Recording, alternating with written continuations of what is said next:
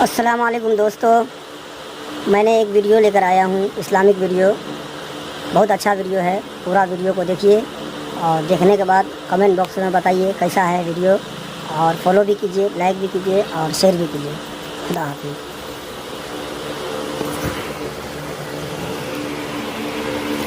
کہ 5 وقت کی نماز ہی کو لے لیجئے۔ آپ کھا رہے ہیں، اذان ہوئی، بس آپ نے کھانا چھوڑ دیا، نماز کے لیے چلے گئے۔ نیند لگی ہے، فجر کی اذان کی آواز آئی، چاہتے ہیں سویا رہوں، لیکن اللہ کی اطاعت پر آپ جمے ہوئے ہیں تو نیند چھوڑ دی، سیدھے مصلی پر چلے گئے۔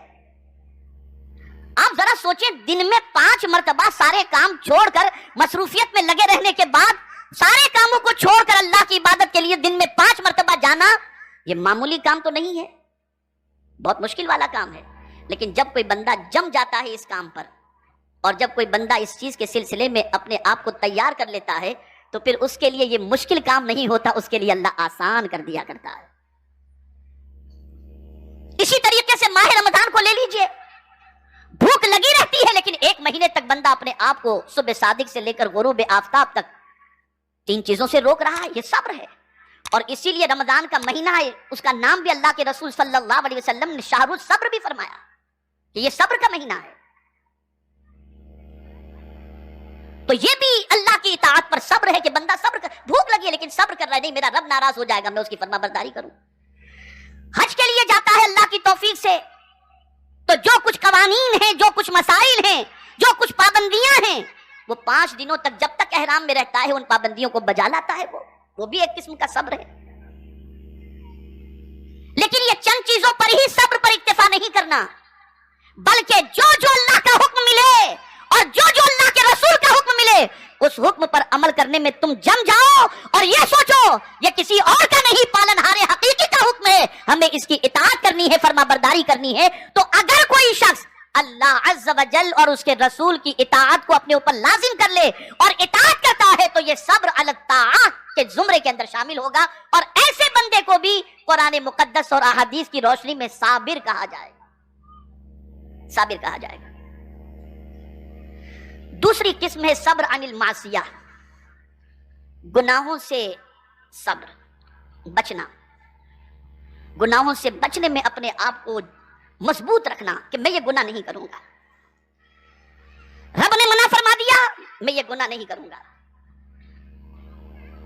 مثال کے طور پر میں 2-3 چیزیں آپ کے سامنے عرض کروں۔ قرآن نے کہہ دیا وَاجْتَنِبُوا قَوْلَ الزُّورِ، جھوٹ سے پرہیز کرو، یہ مولا کا حکم ہے، جھوٹ گناہ ہے، میں گناہ سے بچوں گا۔ آپ نے اس گناہ سے اپنے آپ کو روک لیا، اللہ آپ کو صابروں کے اندر شمار فرما دے گا۔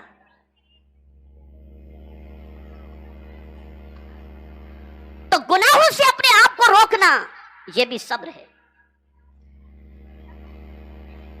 برائیوں سے اپنے آپ کو روکنا یہ بھی صبر ہے۔ اور تیسرا جو صبر کا معاملہ ہے وہ استقامت فی الدین کے معاملے میں ہے کہ دین پر جمے رہنا، اور 1000 تکالیف کی وادیاں آ جائیں، نہ دامن مصطفیٰ چھوڑنا، نہ دامن دین چھوڑنا، اپنے دین پر مضبوطی سے قائم رہنا، اپنے عقیدے پر مضبوطی سے قائم رہنا، یہ بھی صبر کی ایک قسم ہے۔ اور ایسا بندہ تنہا نہیں ہوتا، اللہ کی رحمت اس بندے کے ساتھ ہوا کرتی ہے۔ آپ یہ نہ سوچیں کہ چھوٹی موٹی آزمائش ہوتی ہے ان 3 چیزوں کے سلسلے میں، اتنا سخت امتحان ہوتا ہے۔ آپ اور ہم تو کچھ بھی نہیں ہیں، آپ کی اور ہماری حیثیت بھی کچھ نہیں ہے۔ رسولوں کی شان دیکھو کہ ان کا امتحان کس طریقے سے ہوا، اتنا سخت امتحان کہ جب وہ خود دین سے نہ ہلے اور اللہ کے احکام اور فرمان کو پہنچانے میں اپنی جگہ پر ڈٹے رہے اور وہ اس پر جم گئے، تو آپ جانتے ہیں جب وہ نہ ہلے تو ان کے نیچے کی زمین ہلا دی گئی کہ اب تو یہ ہلیں گے۔ لیکن قربان جائیے، قرآن کہتے ہیں وَزُلْزِلُوا حَتَّى يَقُولَ الرَّسُولُ وَالَّذِينَ آمَنُوا مَعَهُ مَتَىٰ نَصْرُ اللَّهِ، اتنا سخت امتحان ہوا رسولوں کا کہ زمین ہلا دی گئی، اور رسول اور ان کے ساتھ جو تھے انہوں نے کہا اللہ کی مدد کب آئے گی؟ بس میرے کریم نے فرما دیا الا ان نصر اللہ قریب، آگاہ ہو جاؤ کہ بے شک اللہ کی مدد قریب ہے۔ تو امتحان بڑا سخت ہوتا ہے، لیکن میرے کریم کی عظمتوں پر قربان جائیے، اس نے امتحان کیسا ہوگا وہ بھی بتا دیا، اور امتحان کا علاج بھی میرے کریم نے بتا دیا کہ جب امتحان ہو تو ایسا کرو۔